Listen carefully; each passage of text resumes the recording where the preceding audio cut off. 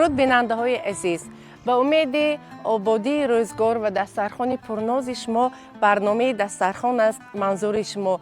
امروز ما با دعوت دوستان به جماعت خسته ورز ناحیه بابا جان غفورов آمدیم. ما که در آخر برنامه رقم های تلفنی خود را میگذاریم و الکی طریق همین رقم های تلفنی به ما زنگ میزنند. برنامه دسترخوان الکی تماشابین و مخلصان خود را پیدا نمود و امروز با دعوت مخلصان خود ما به این جماعت حاضر شدیم و الحال مهمان یک خانواده میشویم و همراه طعام های ملی خاص همین منطقه را آماده میکنیم. بینیم که کدبانه های جماعت خسته ورز چی مهارت دارند. برنامه را آغاز میکنیم.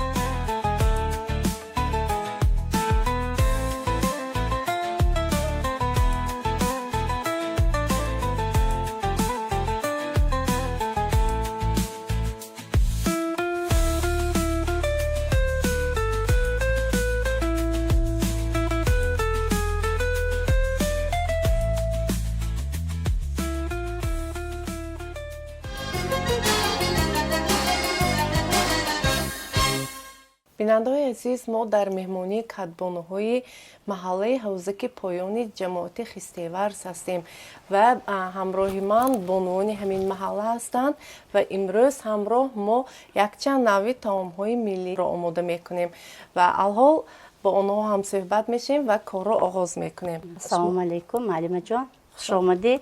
سلامت باشید. به محله حوزک پایانی ما همسایه ها تصمیم گرفتیم که در برنامه دسترخوان شما اشتراک کنیم. برنامه شما تماشا کرده لذت بردیم. سلامت باشید. با من تصمیم گرفتیم که همین طعام‌های ملی آماده کرده در برنامه شما نمایش دهیم. بسیار خوب، تشکر برای دعوتتان. و امروز ما کدام نوع طعام را آماده میکنیم؟ ما سمبوسه میکنیم، الفین، اوگروی دستی، در تنور فطیرای روغنی میپزیم. بیننده‌های عزیز، طعام اوگرو را در بعضی محل‌ها آش بریده هم میگویند و این نوع طعام را در همه منطقه آماده میکنند، در همه منطقه تاجیکستان و در شهر خوجندو ناحیه ها و شهرهای گرد و اطراف آن این نوع طعام را اوگرو میگویند. در دیگر منطقه ها باشد آش بریده و نخست از خمیر همین طعام آغاز میکنیم و هم خمیر فطیر رو هم یک جای تیار میکنیم. ما کار رو آغاز میکنیم.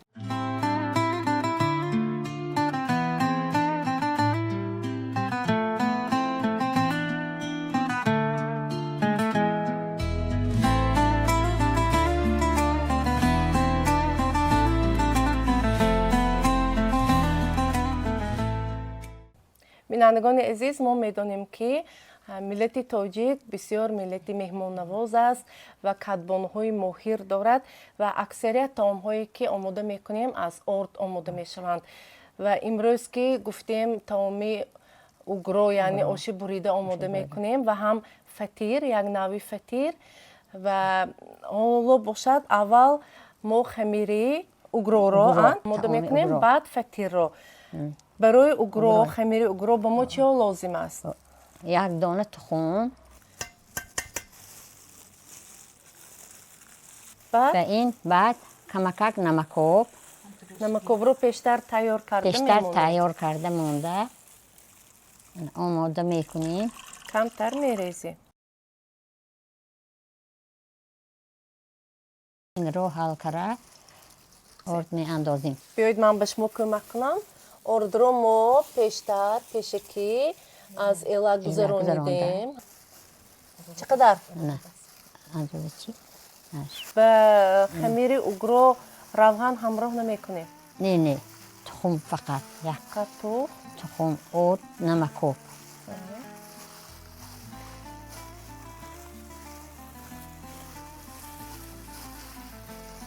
کمتر می استیم سونی می بریم اینه کمتر دم گیرد. اینکه آمیخته میکنیم و خمیر رو تیار میکنیم.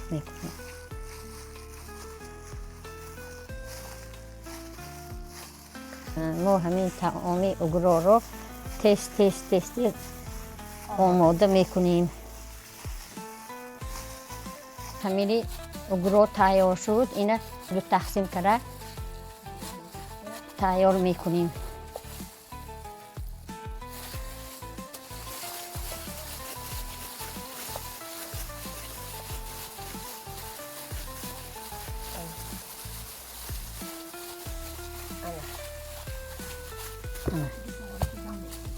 بالایش رو 10 دقیقه میپوشیم، بعد اون باز میکنیم. یعنی دم میدهیم؟ یعنی کمکک دم میدهیم. خمیر اگرو باید 10 دقیقه ایستد. تا این مدت ما خمیر فطیر رو آماده میکنیم و این خمیر رو شهربانو آماده میکنند. یک باره هم خمیر فطیر و هم خمیر سمبوسه الفین رو هم یک جای تیار میکنند. اکنون آغاز میکنیم به خمیر فطیر.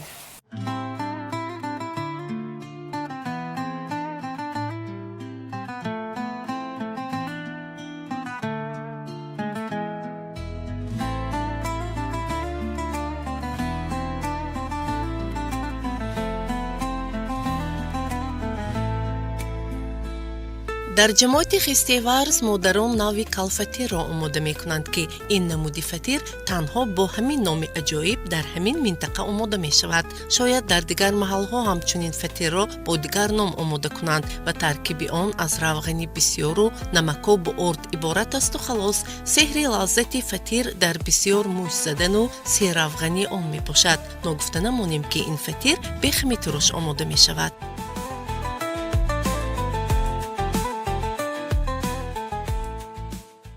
то хамири фатир омода шудан, аллакай хамири угро тайёр шуд ва угроро ҳозир бону хайринисо мебуранд. марҳамат, оғоз мекунем. омода шудааст? омода шудагӣ тайёр. угрои дастакӣ. угрои дастӣ мегӯянд? дастӣ мегӯянд. ина пеши модарому бибиҳому тайёр мекунанд.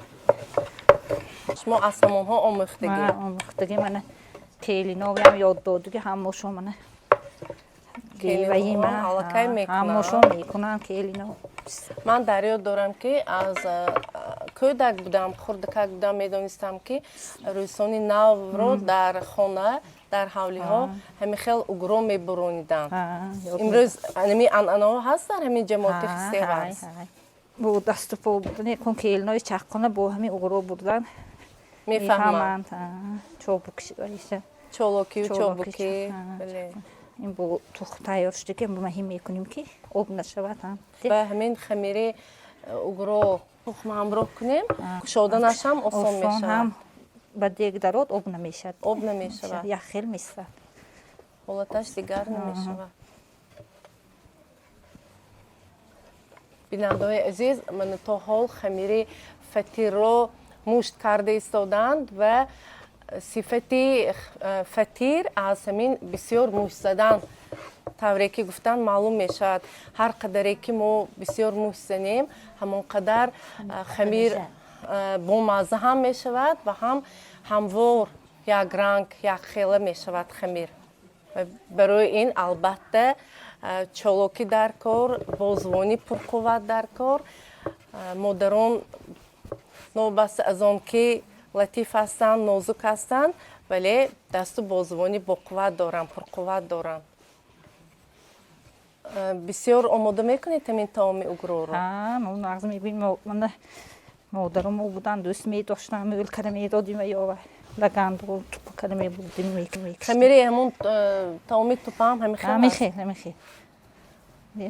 ва я ғавстар бурда оба ҷӯшонда рӯш ба қайла мекунем.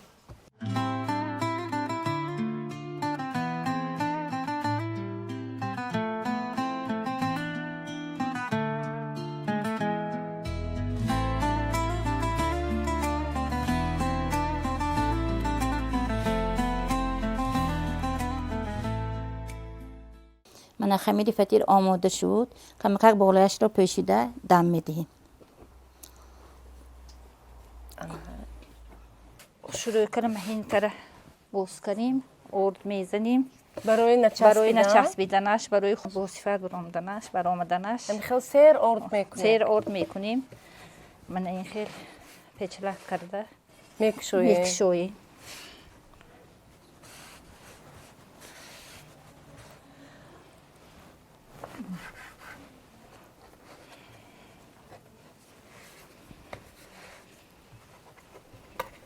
بریدن اوگرو مهارتی بسیار بلند را طلب میکند.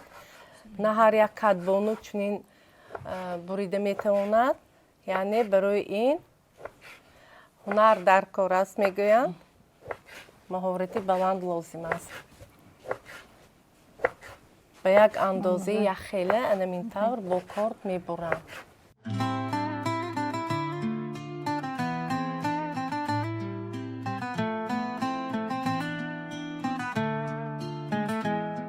پیشتر این های هم باشه انمی خیلی کرد بولی وای بکره میموندیم بالای صندلی در فصل زمستان در بهار بالای سبد انمی خیلی تیار کرده میموندن. میانداختیم تیار کرد.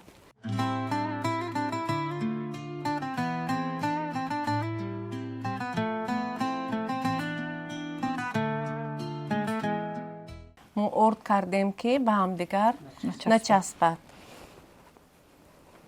این رو کمتر میگذاریم.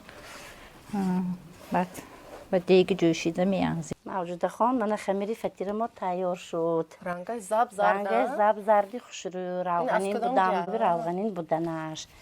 اکن ما حاضر اینه نصفشه ما همه خیلی گابزنان کرده بودیم که میگیریم و روی سمبوسه جدا میکنیم. یعنی از نوع خمیر فطیر سمبوسه هم میکنیم. من اینشه من اینها میتیم. اونجا زنهای محله الفی سمبوسه و کارتوشک سبزی یعنی اوگروی تیار کردوسیم. ما حاضر من فطیر میکنیم و سمبوسه های سانه من برده میپزیم. شما فطیر رو خودتون تیار کنید. من به اینها کمک میکنم. زولچه های سمبوسه رو تیار میکنیم. اندازه زولچه های سمبوسه انمیتر یک خیلی میشود و آنها رو انمیخیل مایده مایده زولچه تیار میکنیم.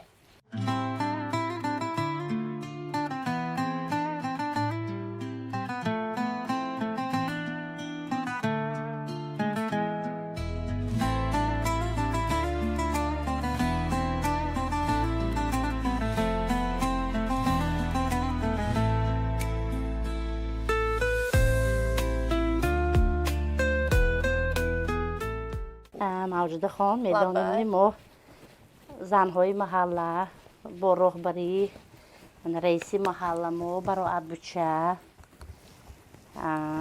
یکون توی مرکه ها شود یکون وای ها شود چاربینی ها شود ما همه کسه همه فطیر و سمبوسه های روغنین کده یک دیگر ما دستگیری میکنیم. بسیار انانه خوب داشتید. این از اهلی و اتفاقی همین محله درک میدهد البته و هم بسیار یک تجربه آموختنی است. به موروی خبرگیری میریم. سمبوسه کده فطیر و روغنین پخته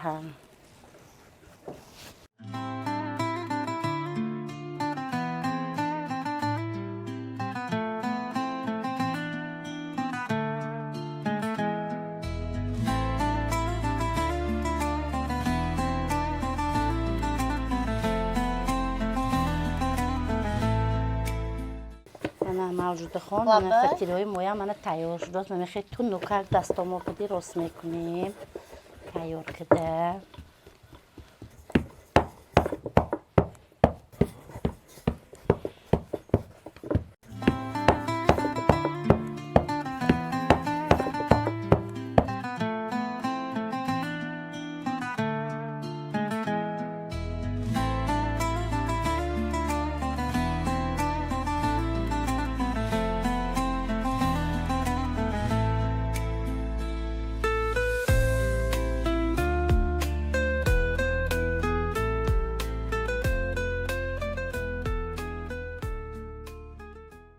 زنها اکو تنور آشتان علا مانیتان تیار کنیتان.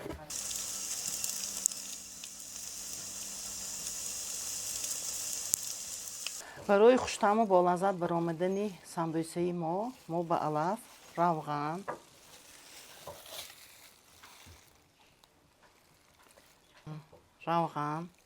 намак ва мурч ҳамроҳ мекунем, то ки самбӯсаи мо бо лаззату хуштам шавад. дар инҷо аз алафҳои пудина, шибит ва дигар намуди алафҳое ки аз витаминҳо боянд, алафи мо реза карда шудааст, барои саломатӣ муфид мебошад. аввали баҳор ки ҳаст, организми мо чунин витаминҳоро талаб мекунад.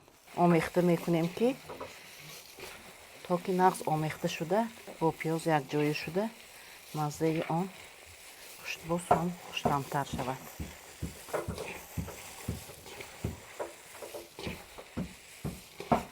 дар баъзе ҳолатҳо аз ҷаззаи хушк карда шуда ҳам истифода мебаранд. мо алафамонро 3 равған мекунем, то ки маззааш боз ҳам хубтар шавад.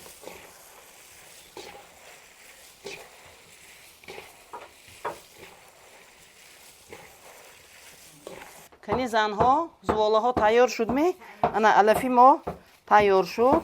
самбӯсаро тайёр мекунем ва ба танӯр мебандем.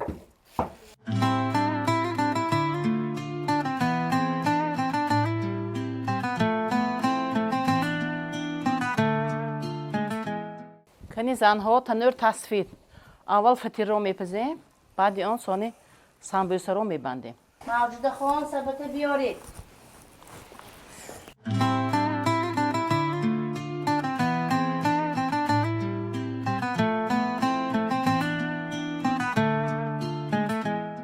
ҷо дар оштон аллакай алов карда барои таоми угро омодагӣ диристодан. мо аллакай пиёзро андохтем, ҳозир пиёз монда набошед. Саломат, раҳмат. ҳозир пиёз зард шавад, гӯштро меандозем. бисёр хуб, бисёр хуб. танӯр ҳам омода аст ба фикрама. ана танӯр ҳам сафед шуд аллакай.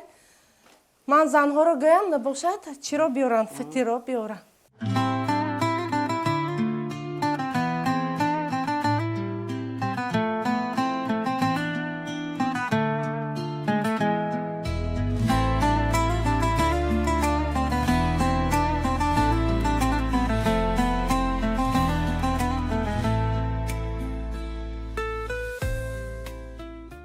танӯри мо таспид, болоша Болои мепӯшем, аловро. болои алова, то ки фатиромо насӯзад. Мавҷудахон, Лабай. мана ако фатирои гишта метир, мо танӯрро мебандем. барои чӣ об мепошанд? Нонамо равғанин ку, бале, барои ҳамон пӯш доданаш. барои осон аз танӯр канда гирифтан. Акун самбӯсаро биёред. фатиро баститоми ба танӯр. Бастим. ана самбӯсаҳои мо омода шуд.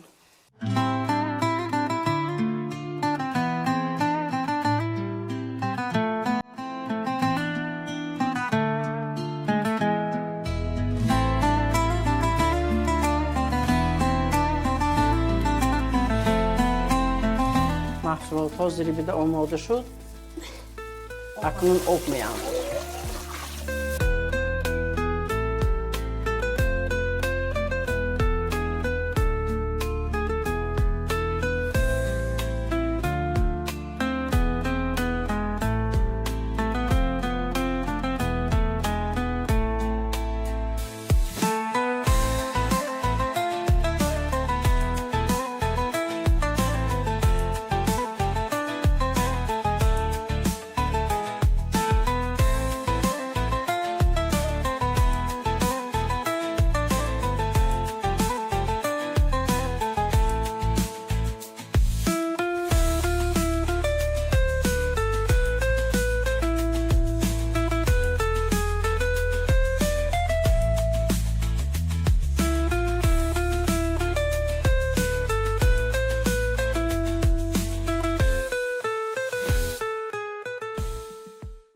انا فطیر و من سامبوسه نبینید منه اینقدر زیبا شده است. این مزهش این مزهش خیلی باشه ده. نگید.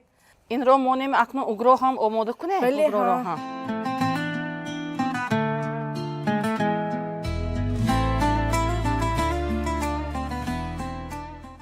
کنی موجوده خان دیگه ما همین خیلی خوشرو جوشیده ایستاده است. اکنون اگرو رو همراه میکنیم. شما داشته استید؟ مرحمت خوب این در 5 دقیقه باید آماده شود ها؟ بله بله. در یک جوشیدن آماده می شود حاضر اگروی ما.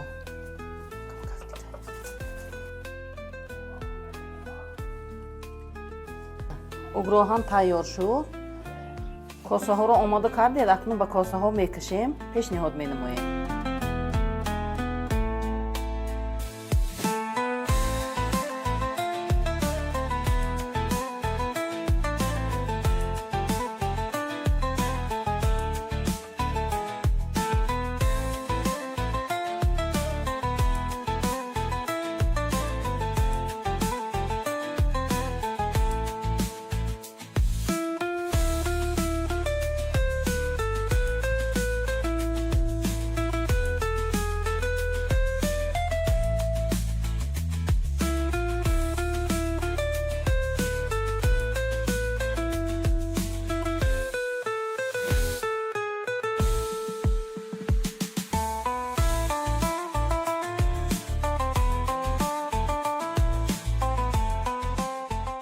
همین طور یک روز پرمحصول ما با آماده نمودن طعام ملی اگرو، سامبوسه الفین و هم فطیرهای روغنین بسیار هم زیبا و جالب گذشت و باوری کامل دارم که این برنامه جالبی ما پسند تماشابین میگردد. باری دیگر به شمایان بانوهای زیبای جماعت خیستیورز مینداری بیان میکنم برای تکلیفتان و هم پیشنهاد چنین طعامهای با لذت و فطیرهای زیبا. خوش آمدید موجوده خان.